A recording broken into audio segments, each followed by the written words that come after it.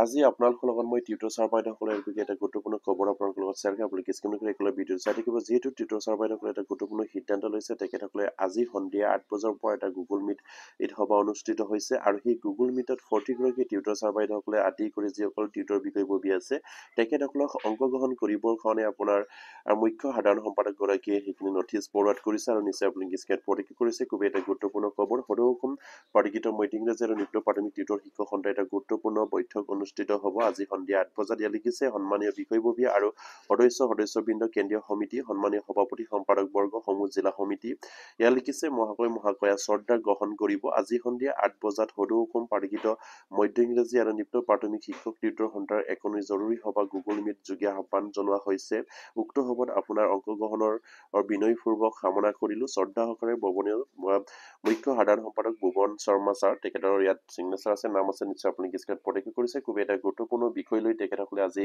আলোচনা কৰিবলৈ গৈ আছে। যিহেতু অসম চৰকাৰে আমাৰ টিউটৰ ছাৰ বাইদেউসকলৰ সমস্যাখিনি সমাধান কৰিম বুলি এতিয়া নিশ্চয়কৈ আপোনালোকে হয়তো আমাৰ যিবিলাক খবৰ পোৱা মতে এতিয়া আমাৰ সমস্যাখিনি হয়তো সমস্যাভাগে থাকিব যেন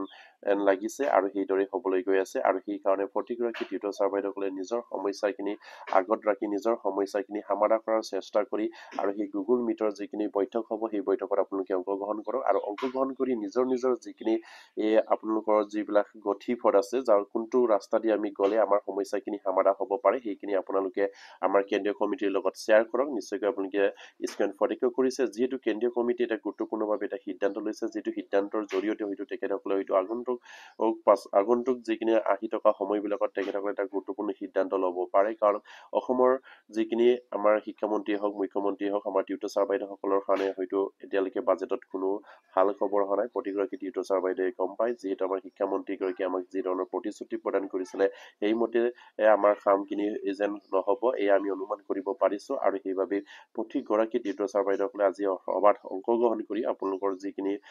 আপোনালোকৰ মনত যিখিনি উদয় হৈ আছে, আপোনালোকৰ কোনটো পদেৰে গৈ আমাৰ টিউটৰৰ সমস্যাখিনি সমাধান হ'ব পাৰে সেইখিনি আপোনালোকে কেন্দ্ৰীয় কমিটিৰ লগত শ্বেয়াৰ কৰক আৰু তেখেতসকলে হয়তো আপোনালোকৰ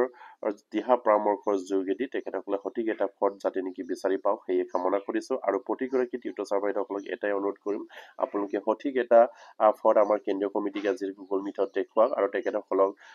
যাতে নেকি আমাৰ কেন্দ্ৰীয় কমিটিয়ে সেইটো পথেৰে গৈ আমাৰ সমস্যাখিনি সমাধান কৰিব পাৰে। যিহেতু আমাৰ শিক্ষামন্ত্ৰীগৰাকীয়ে আন্দোলনৰ সময়ত যি ধৰণৰ প্ৰতিশ্ৰুতি প্ৰদান কৰে কিন্তু কামত সেইমতে নহয় আৰু নিশ্চয়কৈ আপোনালোকে গম পায় আমাৰ 2024 চনৰ 26 ডিচেম্বৰ তাৰিখে যিটো আমাৰ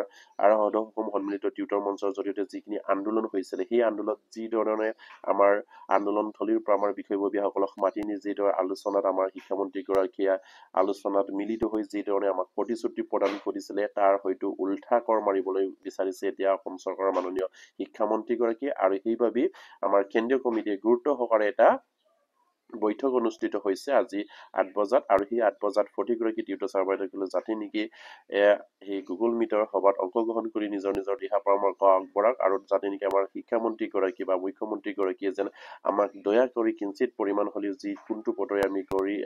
গতি কৰিলে আমাৰ সমস্যাখিনি সমাধান হ'ব পাৰে সেই পথটো হয়তো আপোনালোকৰ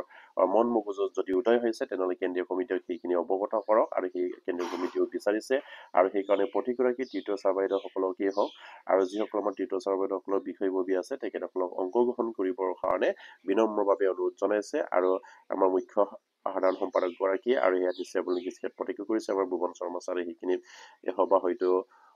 গুগল মিটৰ জৰিয়তে তেখেতসকলে আহ্বান কৰিছে আৰু সেইকাৰণে প্ৰতিগৰাকী টিউটৰ ছাৰ বাইদেউসকলক সেই গুগল মিটত অংশগ্ৰহণ কৰিবৰ কাৰণে বিনম্ৰভাৱে অনুৰোধ জনাইছে। হয়তো সময়ত তেখেতসকলে হয়তো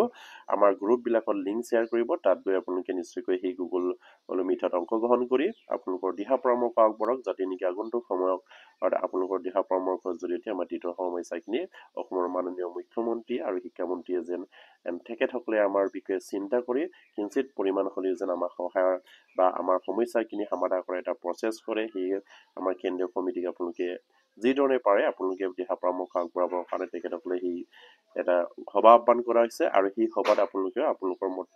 পোষণ কৰিবৰ কাৰণে তেখেতসকলে বিনম্ৰভাৱে অনুৰোধ জনাইছে আৰু প্ৰতিগৰাকী টিউটৰ ছাৰ যাতে নেকি এই সভাত গুগল মিটৰ যিটো লিংক শ্বেয়াৰ কৰিব সেই লিংকত গৈ আপোনালোকে নিশ্চয়কৈ অংশগ্ৰহণ কৰিব পাৰিব আৰু সেয়া বিচাৰিছে আমাৰ মুখ্য সাধাৰণ সম্পাদক ভুৱন শৰ্মা ছাৰে আৰু প্ৰতিগৰাকী টিউটৰ ছাৰ যাতে নেকি কিনি কৰিব পাৰে আপোনালোকে শ্বেয়াৰ কৰি দিব